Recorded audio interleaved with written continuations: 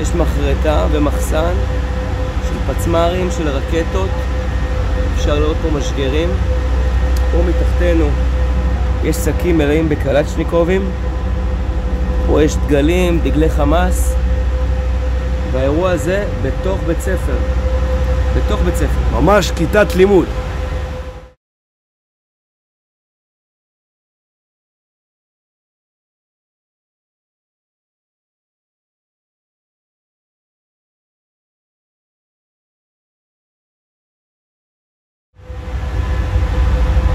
אותו מחסן לייצור אמל"ח צמוד לכיתת לימוד.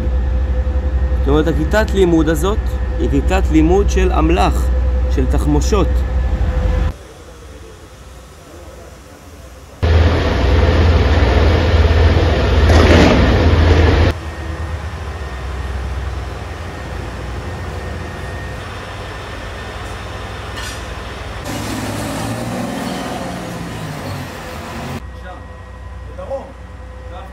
נמצאים כאן במחסן של רקטות ופצמ"רים.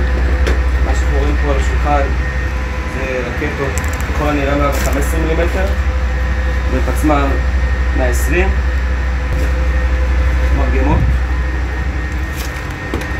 פה יש קנים שמיועדים לשיגור הרקטות, עוד מספר קנים.